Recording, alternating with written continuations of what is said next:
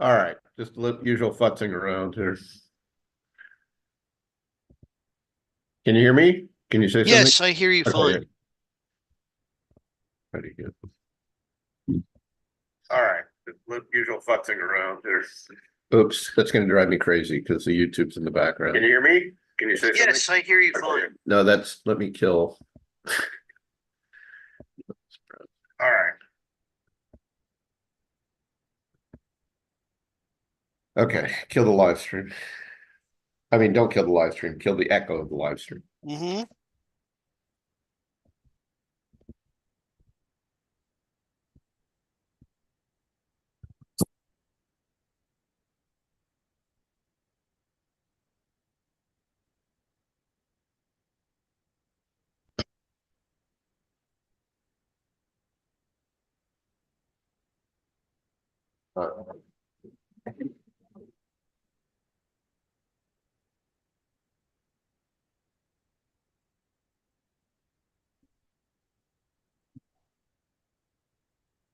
Blackout shades. So that bookcase is synthetic, right? It's not a real bookcase. It's a real bookcase, but it's downstairs and I'm upstairs, so Okay, I it's a picture of my actual bookcase. think I'll just blur myself. That window. Okay, that's better. Even with putting the shade down, that window is pretty bright. Mm-hmm. And I guess that's blocking that.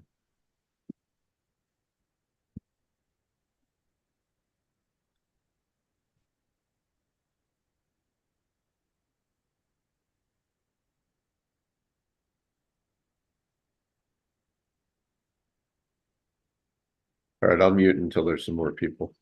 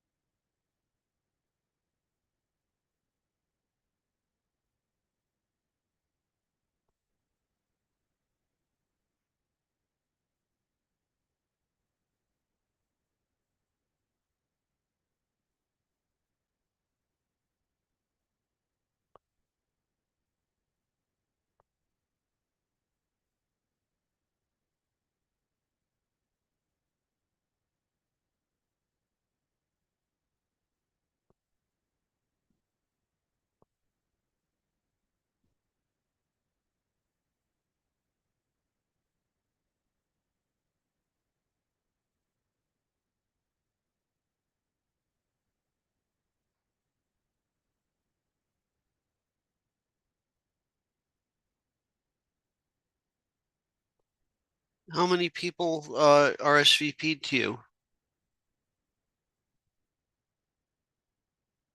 Sorry, I had to unmute. I had interest. I didn't formally ask for RSVPs. I asked for questions. I didn't get any questions. And I had someone, actually Ashgar, is he still in Mizuho or did he move on? Ashgar.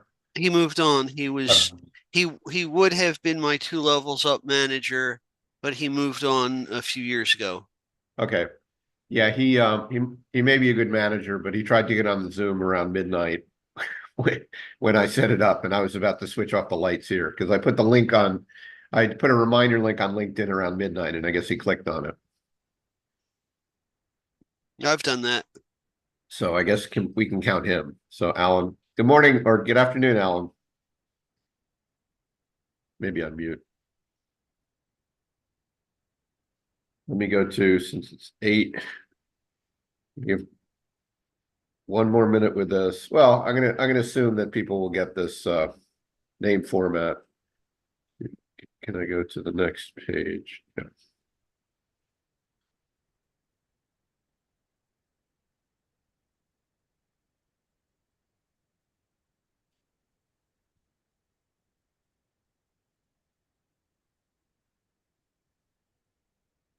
So Martin, you said you know Mark Green. Yes. Hi, Dimitri. Hi, Dimitri. Good morning. Or good afternoon. I'm asking people to put affiliations or at least cities if you can in your names. Hi there, it's Alan here. Hi, Alan. Hi, good afternoon. I'm sort of haven't found a room to dial in from at the university, but I'll do my best. Maybe some background noise. I heard somebody ask about Mark Green. Is Mark in the call? He's invited, and Martin, did you say you reported to him? Martin, Alan, Martin. Martin and I are 2 of the 3 on the model risk textbook. Hi there. Hello. Hi there. Hello. I know Mark from the UK model risk scene. Definitely. It's quite possible. I mean, he's full-time at UBS. And it's quite possible that the 1 o'clock time he has a meeting at this point. Right. It's impossible to get 4 time zones. I mean, 4 meetings. Of course. Yeah, no problem at all. But I was modeling it because at JP Morgan, we would do at least once a month. We would do Hong Kong, London, and New York on the same call. So yes. Not easy. Yes. Want to go home they want to go home and we don't want to wake up. Yeah. I was once straddling between Clydesdale Bank and National Australia Bank, which is an interesting combo. So that must mean, give people some time here. So Alan, that must mean like the American universities are pretty much all graduated by now, which is why you don't have every day in the New York Times a story about student protests anymore. They've all graduated. But I remember that the UK system may go into the summer a little bit. So it's June and you still have people have classes? Classes are over. This is very much the exam term, you know. Oh, right. Okay. But results have yet to come out. Graduations will be later this month. So it's quite quiet around. Curiously enough, quite a lot of the rooms that I thought would be unoccupied are occupied, so I don't know what's going on. So, well, we can hear you fine.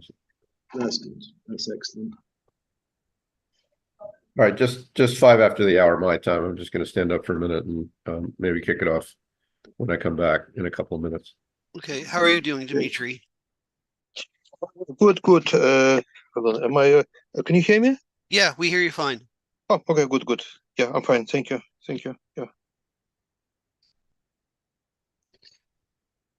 So John and I and Chandrakant Maheshwari are writing a book on model validation intended as a textbook for master's programs in quantitative finance.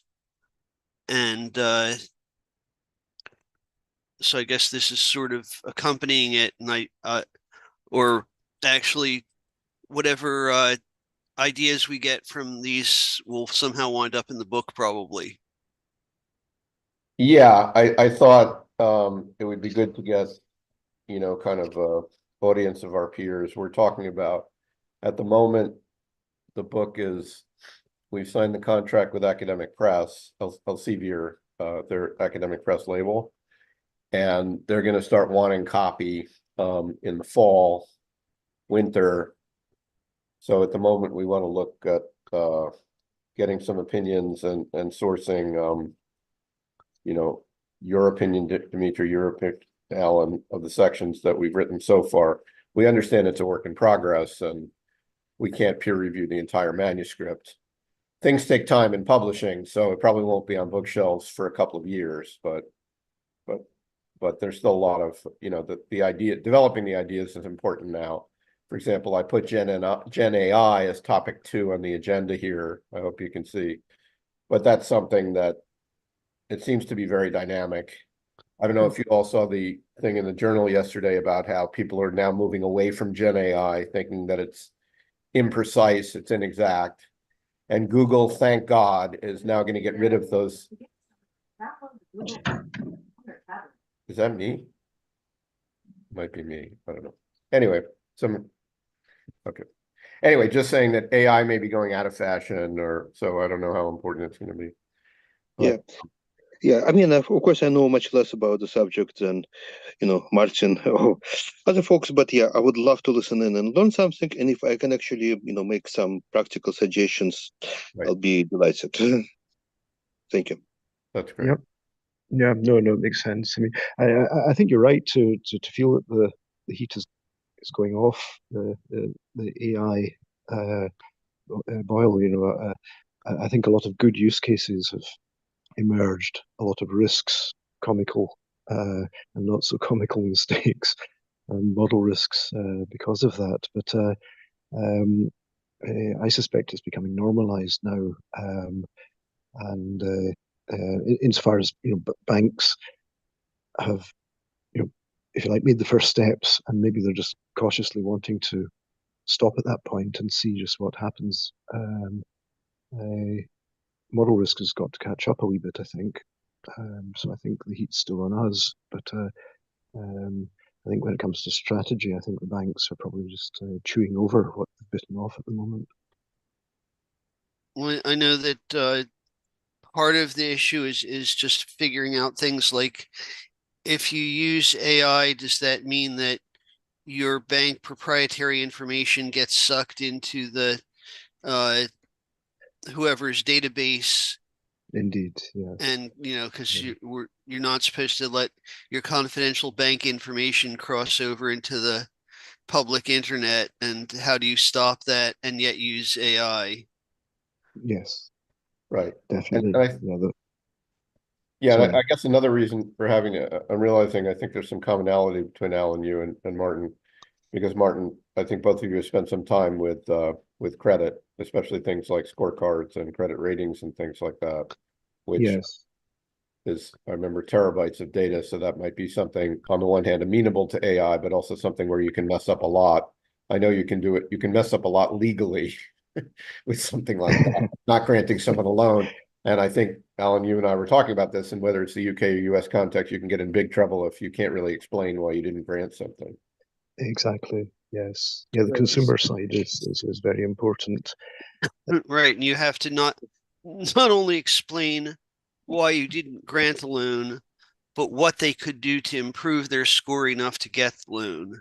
Yes. And if the AI just says no and you have no idea why, then that's sort of like, you can't rely on that without crossing some legal boundaries. And if it says yes or no, do you really trust it? Yes. That there's if you ask it to draw a picture of a room with no elephants in it, Right. and like a fifth of the pictures will have elephants in them because it sees the word elephant in there and says, "Oh, Need to do something. Yeah, without Martin and I think all the rest of you two have been in math or maths and science and things in the past. So before I will kick it off formally in a minute, but I'll say what I've said before, which is that if you compare Kepler to Newton, of course, I'm doing this with UK people on the call, but Newton really had a model. I mean, universal gravitation is a model, and it's stood the test of time, at least to Einstein. Whereas Kepler had a lot of data, and he was, I think, in some sense, doing AI, because it was once stated by a physicist that he had all these laws, but they're all wrong or they're all inexact. Yes. But he did put it together. He did put together whatever, a framework. I just don't know whether it's a model. And when we talk about things like what SR 11.7 and SS 123 define as being a model, that's going to be front and center. Okay, well, anyway, welcome everyone.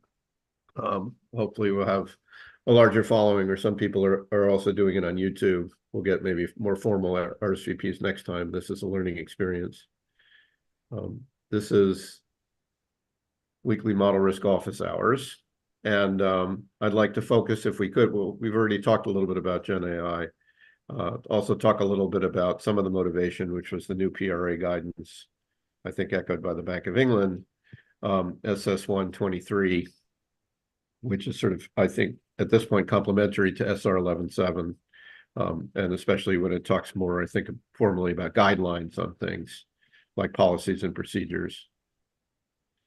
I invited Mark Green, who, as Alan said, is probably in a meeting. Alan's on the call. He's somewhere, I think, at the University of Edinburgh. And if you want to say a few words about yourself and your reflections, you've got the floor. Thank you very much, Jonathan.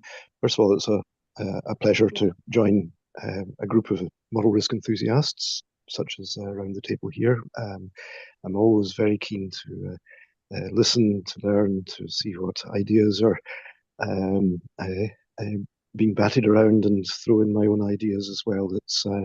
I have over 20 years experience in UK financial services, both the credit risk areas, modelling and validation, and also more general market, customer contact, sales and marketing areas as well.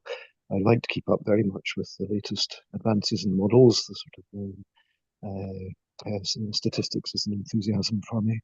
And I've also been developing quantitative approaches to model risk, to model robustness and so on, which I'm very happy to share with this group in the weeks to come. But I think, Jonathan, you've got some great debating points already, and I'll do my best to support folks and also encourage others to join in.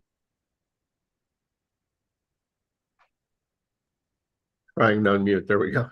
Thanks. And Alan, I don't think you mentioned, but Alan has spent a lot of time in the industry, most recently with VMUC, which I recently figured out is Virgin Money UK, a large money manager. Yes. I guess we've all been in industry for a while. I know Martin's got a long sheet as a resume. I've been on the street since 2000, which is when I decided to make the fateful mistake of leaving astrophysics and going to Wall Street. But it's been a good run. It's been almost 25 years. Well, that was a story that John Hill had about Jan Dash when they were both working at Bell Labs. And one day Jan showed up clean shaven, and John said, "You shaved off your beard." And he said, "Yeah, I'm quitting and going to Wall Street." "Why would you do a thing like that?" "Money." And sure enough, everyone from Bell Labs winds up on Wall Street. And when in the US in the mid 1990s, Congress defunded the superconducting super collider, you suddenly had all these PhD experimental physicists out of work, and probably half of them ended up on Wall Street. Yeah, I didn't go to SSC, but I got my PhD in 90, so a lot of my colleagues were planning to go to Waxahachie, Texas. And that, so Alan, if you would, could you talk a little bit about the PRA's new guidance and also, I guess, like from the perspective of the US, I think primarily bank examiners are taught to look at, on the one hand, SR 11.7. Martin can chime in on me with this too. The OCC has also some more specific guidance, and the way that the OCC and the Fed and FDIC work are sort of similar, but they have different emphases. FDIC, by the way, just did a whole big thing on Silicon Valley Bank and the other failures there. Okay. That's a pretty good paper. So, you know, Yes. Sorry, New York City rush hour. Let me close the window. But yeah, good. And there's vast numbers now of new U.S. regulations, specifically because of Silicon Valley Bank, that the Interesting. liquidity regulations are much tighter now. You now have to account for liquidity second by second. They're starting to enforce things like well, they don't call it that, but what in effect it's marking to market your banking book, because part of what blew out Silicon Valley was, in order to have lots of high quality liquid assets, they had lots of treasuries. And when they bought treasuries, interest rates were at effectively zero. Right. And now they're at what, like 5-6% for the 30-year bonds, which means they lost a ton of money. And then when they needed the money, they thought, well, we have all these deposits. But it turned out that all their deposits were small businesses that would, and the way small businesses manage their cash is they go to the bank, take out all the cash in the morning, buy things with it, sell things, make money, go to the bank just before it closes and deposit all the money in the bank, which means that at night you have lots of cash, but in the day you have none. Yes. And SVB didn't notice that or didn't care. Yes. Some Right. combination of that, and so when the margin calls and such came in the middle of the day, the money wasn't there.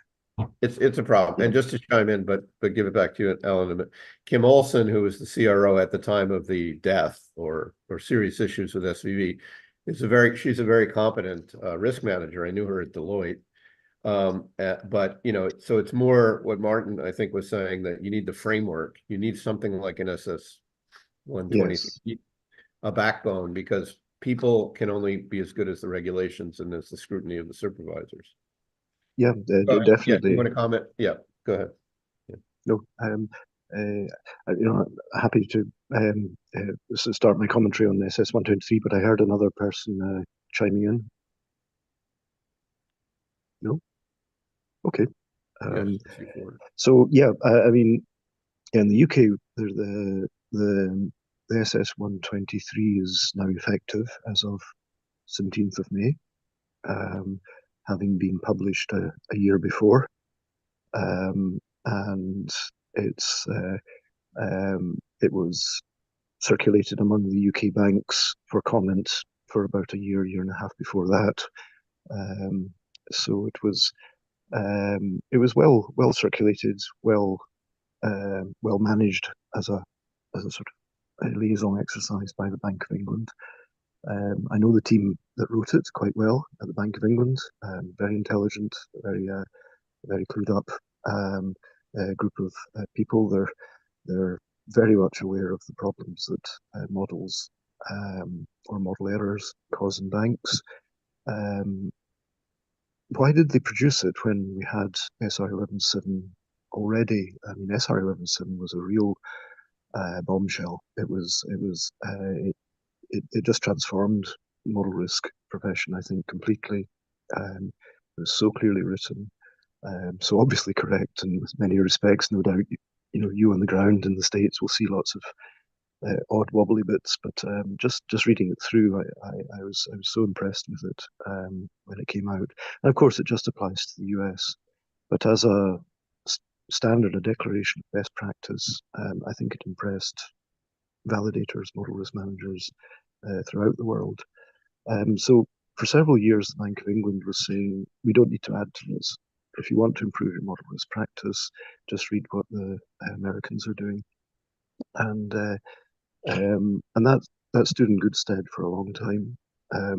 But then the stress testing exercises in Europe and the UK came through, and the Bank of England's view over those, we're talking the mid 2010s, 2015, 16. The responses of the banks to the stress test they felt were rather, in a model sense, technical sense, rather weak. They found that the models were obviously fairly sophisticated. They had a lot of good science in them, but the appreciation of their foundation, their assumptions, the understanding by senior management, the amount of manual and committee adjustment, all these things were just undermining their confidence in the bank's ability to produce credible stress tests. And so they created an intermediate regulation, SS 318, specifically on stress testing, but it crystallized a lot of the model risk problems they were seeing, and essentially produced the first four of the five SS 123 principles as part of that stress testing regulation.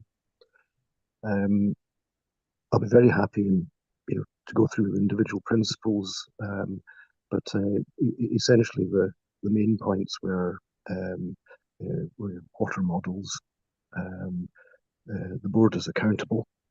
The board has to know what the models are doing, where they're listed, what the biggest model risks are.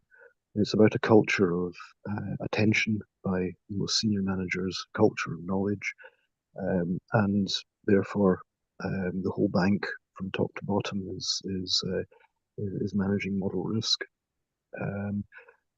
So culturally, it was to be a big change. It was also a change in scope. Models are not just the things that do capital or provisions or reserves or other accounting things.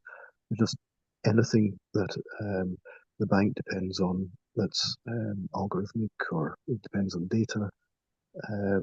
And that covers anything from customer selection for product campaigns through to pricing, through to all the classic market models, hedging models, and so on, as well as the standard credit risk, operational risk, and so on.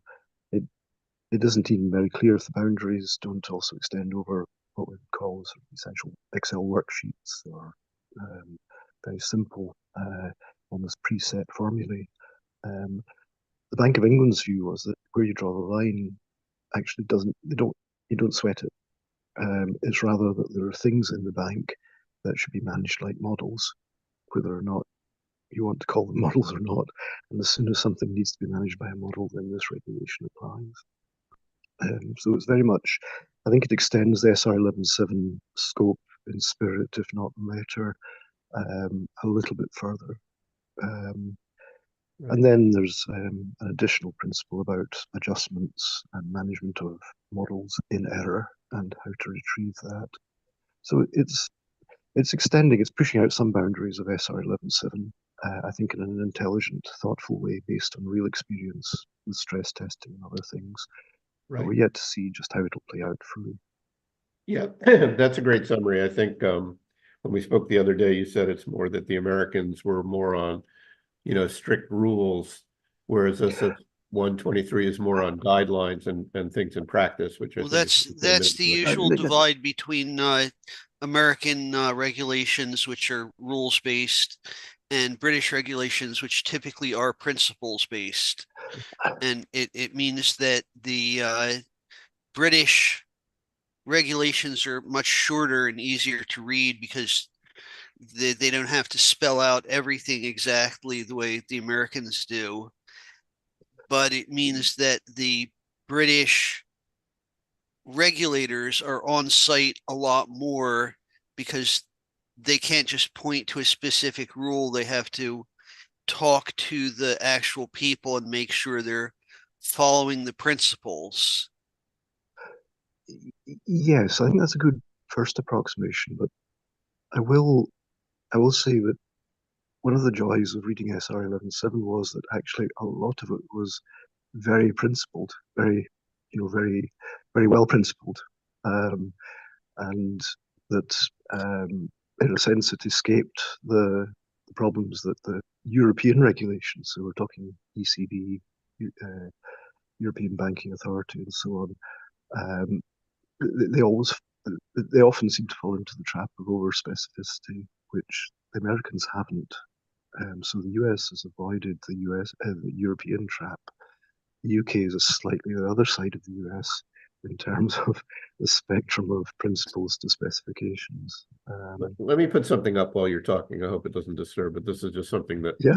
Martin and I we were talking about for the book, so it's a bit of a draft thing, but go ahead. Yeah, I'll just show you how I might represent this in like an appendix and do kind of a side-by-side comparison of regulation between countries and some of the other ones we were talking about as far as how they regulate models. So like I said, it's in draft form, but the idea first was to try to separate. It seems like SR 11.7, we have a lot of definitions, for instance. So the idea of this is that, sorry that this formula thing is so big. But the idea is that the rows would be concepts or principles and things such as backtesting and benchmarking. And then you have the Fed and PRA and hopefully other ones like Europe and Canada. But for instance, these are definitions, which I think SR 11.7 is fairly rich in. There are also some in SS 123. But yeah, things more like the principles, like proportionality is in SS 123. I would say that's implicit. It basically means that, well, that the smaller banks may have a different kind of regulation of their model risk because they can't mess up as much, I guess. But, Yes. In practice, what happens is that the smallest banks have no models that they've built at all because they just don't have anyone there capable of building models. So they just buy vendor models, and most of them use the exact same vendor models as most of the other small banks. And so if the regulator is comfortable with that vendor model because someone somewhere has validated it properly, then they're not as edgy about it for the small banks. The problem comes when you get to a bank that wants to get a bit bigger, but wants to hang on to all its vendor models, right, and maybe start using them for things they weren't really intended to.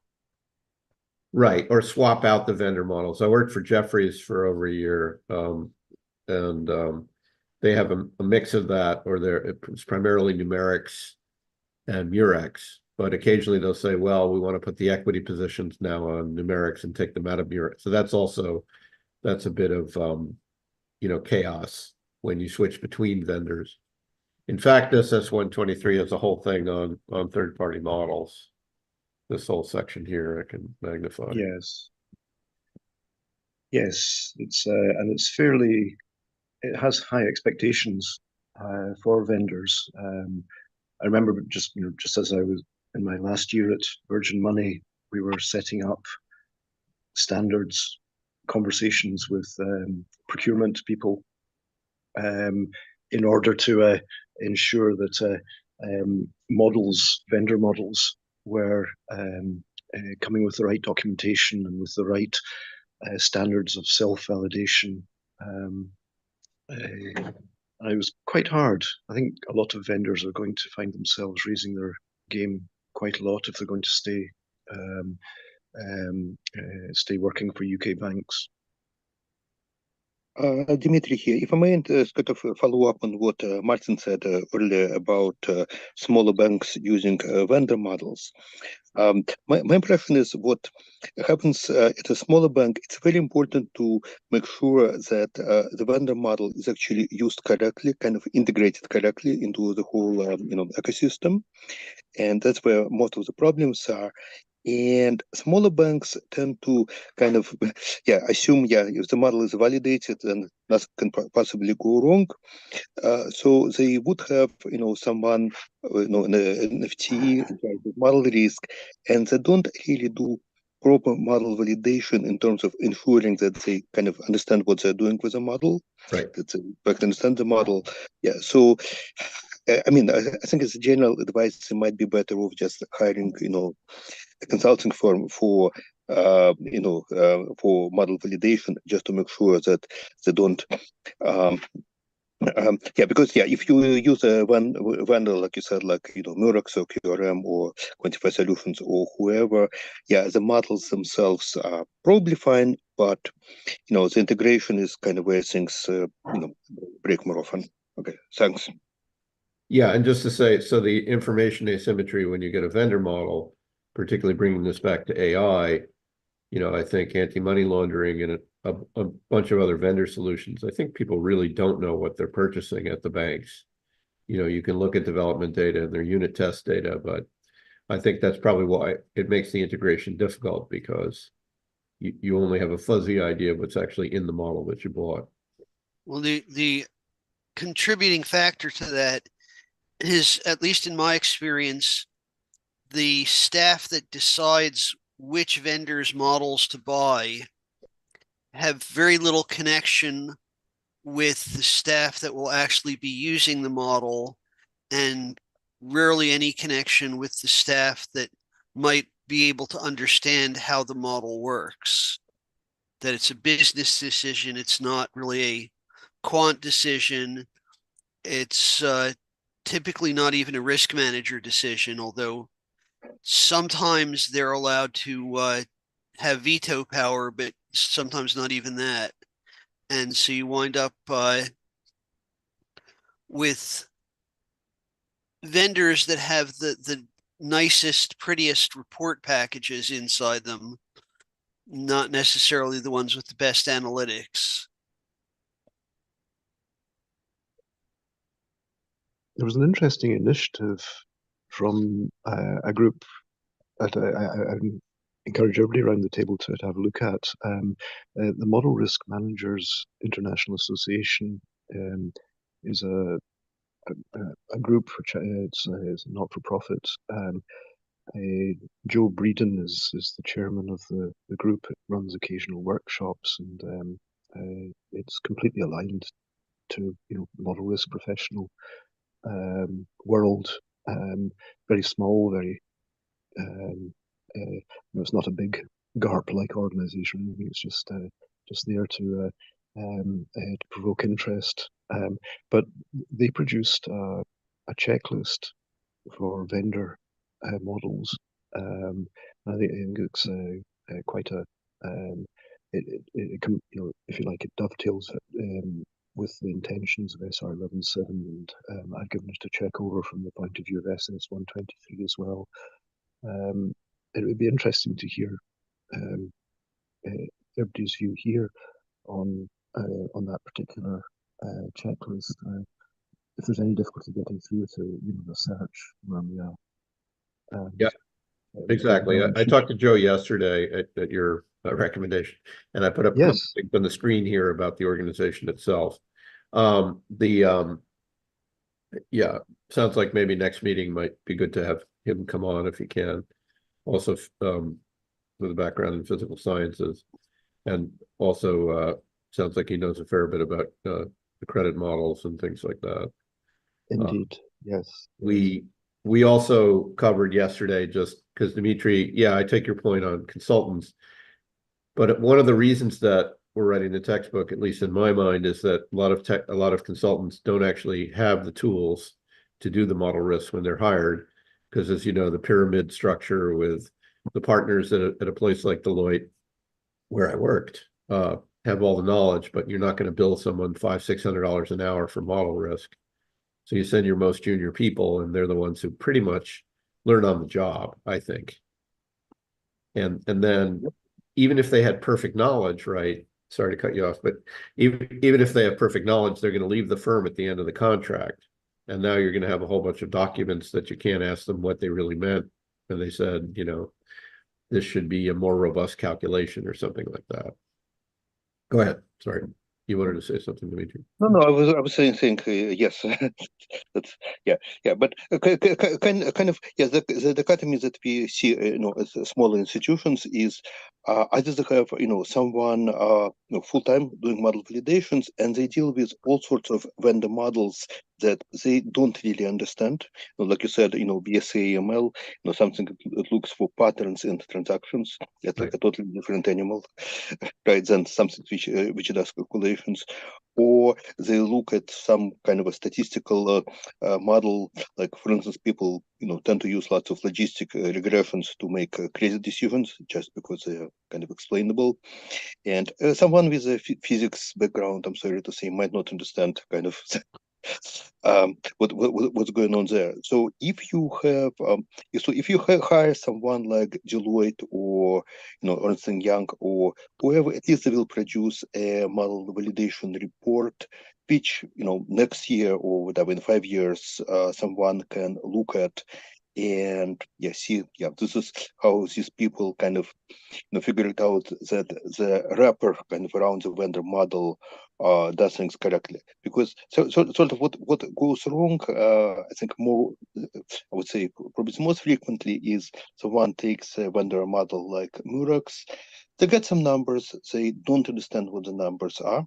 So the numbers are correct in the sense that they're coming out of a correct model, but we had a discussion earlier, for instance, of a bank where they had kind of a mark to market on a banking book, unrealized losses, and it was just folks who sort of looking at duration. That this is the duration of a portfolio. A lot of folks in fixed income don't even think in terms of, what will be my unrealized losses if the rates actually go up another 100 basis points in terms of US dollars. It's shocking, but that's kind of how it is. So the model may be capable of calculating that, but people just don't use the numbers or don't look at the numbers. Okay, that was my kind of rant. Sorry. The other thing is that the highly sophisticated math behind some of these models makes the sort of assumption that all the different relationships it's relying on, which work fine in normal times, tend to break down in stress events. And so when you do stress testing, as Alan was saying, it uncovers a lot of those conceptual flaws that, what's the saying, in a crisis, correlation between all equities goes to 1, because people just, when times are good, people start doing things with pairs trading and relative value and such. And when the market starts crashing, people just sell everything and buy treasuries to ride out the disaster. And so all the stocks go down at once, regardless of how correlated they might or might not have been when things were normal. It's the breakdown of modeled interactions or modeled connections, correlations that is well certainly one of the shocks that produced SR 11/7 from the global crisis in some ways, and it also produced SS 123 from the less than spectacular performance of the stress testing models. So it was So yes, both of those were modeling responses to financial crises. Well, you do something, I think, quick and dirty, we would say, like that's actually something that Joe raised yesterday, that the Black-Litterman models, for instance, just to codify this, use a static correlation matrix for a portfolio of assets, regardless of stresses. And then the Yes. correlations they use are linear or normal-based Pearson correlations. Both of those are potentially going to be big problems. Yes. Yes, indeed.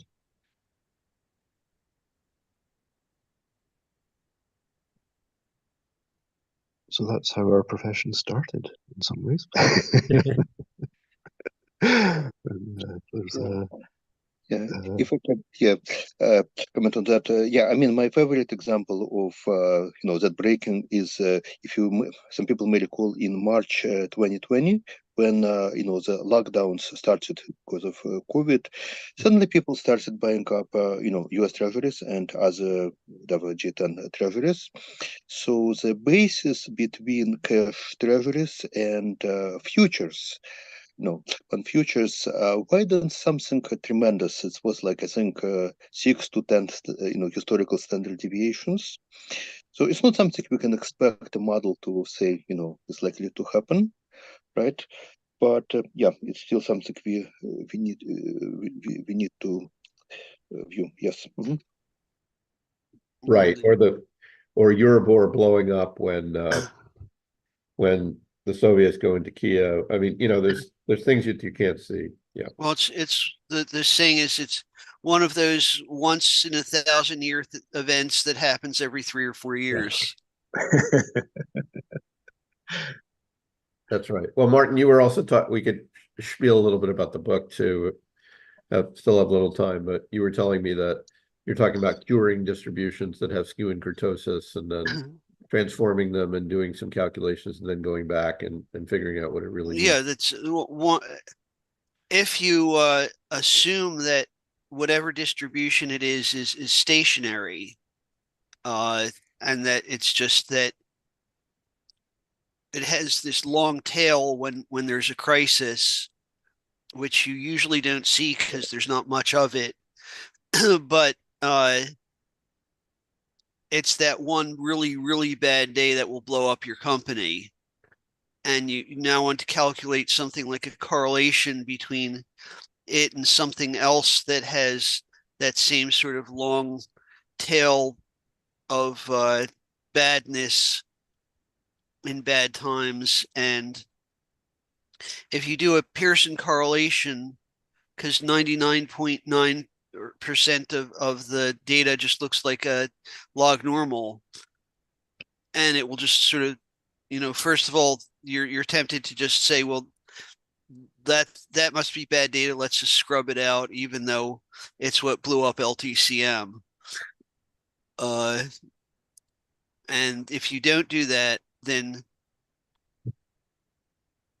how do you, if you still want to use a Black-Litterman type thing of a correlation matrix, which is not conditional on current conditions and acts as if it's static for all time, how do you construct that? How do you put in a little bit of that of the long tails, which are probably tail dependent on each other, because it's probably the same crisis that will cause both of them to plummet at the same time, and that will increase your overall average correlation, and that means you have too much correlation for normal times and not nearly enough for the bad times. And so, how do you do that?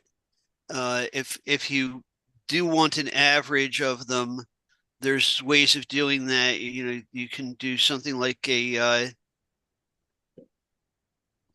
Lambert W transform to squish it back in so they both look Gaussian by adjusting for the skew and the kurtosis, and then you have something that will fit into Black-Litterman nicely. But do you really trust the results? And, you know, if you don't trust the results, then you're saying you don't trust Black Litterman's underlying theme. And then you have to go and invent something beyond Black Litterman, which will still be satisfactory enough for the business to use. And so you have that clash between what's the best representation of the data, or what's the best representation of the way the market works, versus if the if the business doesn't trust the model and says it's garbage and they won't use it, then you haven't accomplished anything, because we're, unlike Alan, we're not in academia. We're working for a profit-making firm, and we really have to get buy-in from all the businesses, or else all our modeling work has gone to waste, because they ultimately they can just say no. You know, that the Yes. Right. and Yeah. they, No, they it's a clear challenge. You know, the business has a way of creating prices, you know, positioning all sorts of financial numbers based on normal or settled assumptions, and then those assumptions get stretched to an extreme, and therefore you have to transform, push, sort of, you know, I suppose, do things to make the data look as if it's normal, which feels all wrong and undermines any credibility of the whole process. Well, Uh, yeah, just to jump Yeah. that's well said. So, I mean, this came up, I think, Martin, because we're talking about the types of problems that we would give to students in the book, or to there's also going to be teaching materials to explain. So there is a connection with academia in the sense that if they would learn it through our book or through their self-study, then maybe, you know, the model would survive in the workplace for them. At least it's something that adds to their intellectual, you know, the pile of their right, and intellectual knowledge. this will be an ongoing challenge with how Alan described SS 123, that you're now asking the entire bank organization from top to bottom to be more quantitatively sophisticated. And that could be quite an uphill battle with people who don't like quants, don't want to deal with quants. I know the attitude when I was at one of my former jobs was we need a lot of lawyers because we're doing all these regulation compliance things. We don't really need quants. The, we know how to model this without any of these damn quants getting in the way. it's an interesting one because I mean the PRA's intention is certainly that the chief executive should be, what should we say, you know, not hopelessly at sea when he comes or she comes to look at models. You know, they must be able to ask intelligent questions and understand what's going on. But do they need to know the Black-Scholes model? Do they need to know delta hedging? Do they need to know logistic regression? That's a different kind of question, and I don't think you know. So maybe one of the themes for model risk over the next few years is to make models quantitative in a way that informs the model risk to people who are not quants. In a sense, it's sort of it's somehow to quantify or to communicate model risk, such as our distribution tails are getting too extreme. How would you say that to a chief risk officer in a way that would make them appreciate exactly right what they should be doing about it? And that's not necessarily talking about kurtosis or skew. Right. Well, it's something. You sort of want to avoid technical terms as much as you can, because you know, what's the thing, as soon as they read the first equation, they put the paper down and go off to read something else that they'd rather read. Of course, and that's what they're best qualified to do as well. So it's somehow, if finding a common language, a common scale, to work with them. I don't have an answer, I hasten to add, but I think that's would be a really interesting area for quantitative model risk people to get to grips with. Sure. If I may interject something, this maxim, a little knowledge is a dangerous thing.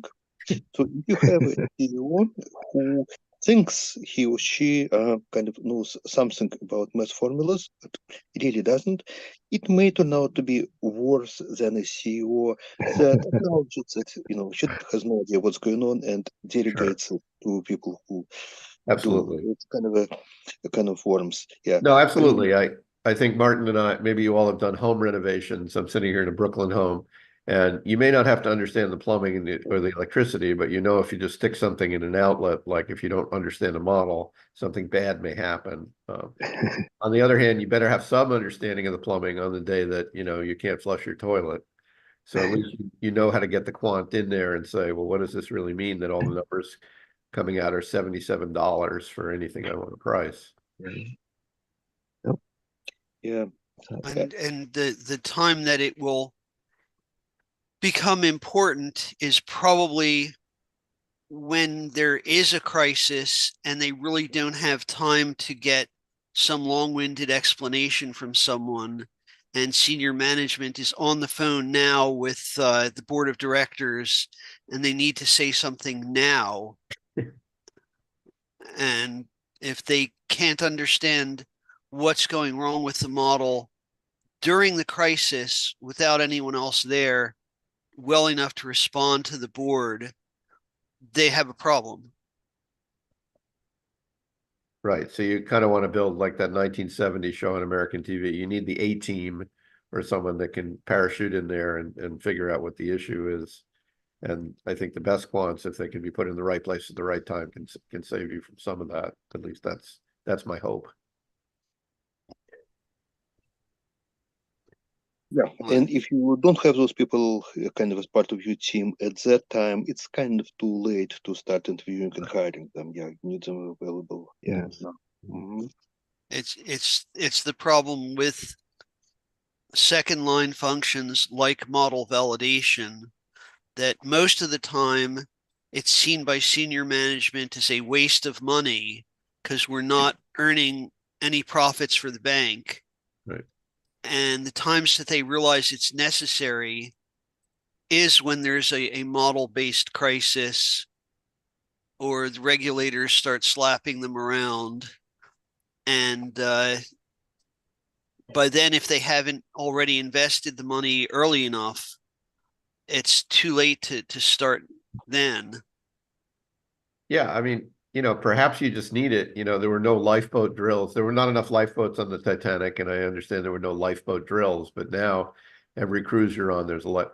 Do banks ever have something like a fire drill for their models? And I mean, I know stress testing is something from without, but the equivalent of, what does economic capital look like? What do your internal things look like when there's a crisis? Yes. Some banks do, and those banks, there's a lot of negotiation between the businesses and the risk management that, of course, businesses always want to say that they're in good shape, and risk managers always want to say what terrible things could go wrong. And so that if you have this artificial stress testing environment where they can work out those differences of how bad could it really get, and convince the risk managers it couldn't get that bad, and convince the businesses that it could get at least a little bit bad. The time to do it is during those stress tests, rather than during an actual stress. Very much. I mean, somehow wargaming it, making it part of a simulation or a control environment of some kind. I know when I was at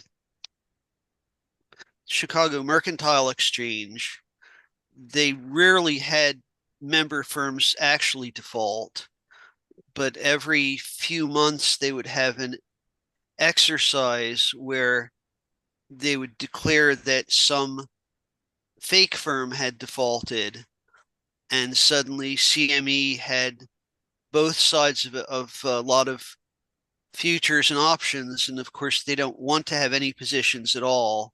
Right. And so all of the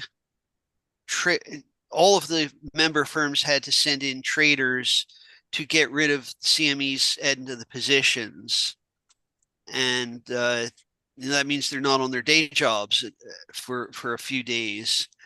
And the way that CME got them to actually show up for this was that any bank who didn't show up would be like the first in line when CME needed to raid the cookie jar and get more capital, and they'd be last in line when CME was distributing out things.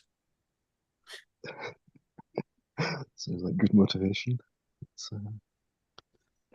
But it I have was to drop off, okay. unfortunately, quite soon. Yeah, it's coming up to the top or bottom of the hour if you're in a half-hour time zone. So, All right, well, this has been good. thank you for joining us, Alan. Thank you No, for Thanks, everybody. thanks for joining us, Dimitri. It was good Yes, hearing well, from both of you. Mhm. Yeah, we And, can No, have it's a pleasure. I mean, I really like chatting about this as a subject that's very close to my heart, and well, it's hope something I I've hope- been doing since 2004. well, long may it continue. right. Okay, well, hope to see you next time, and please invite your friends. I'll talk to Joe Breeden. and I'll Indeed. take suggestions in Okay. the interim of other guests or other topics. No, that's fine, and I'm very happy to expand. At in a more paced way to the particular SS 123 principles, and Right. obviously any comparisons with SR 11.7 and other regulations. We're very happy to discuss that as well. So I think we've got plenty of themes week by week over the next few months. Very happy to chip in on that level. Yeah, thanks very much. That's very helpful. Thank you. Okay. Okay. But Bye, thank you. everyone. Have a good afternoon Cheers. and morning. Thank you.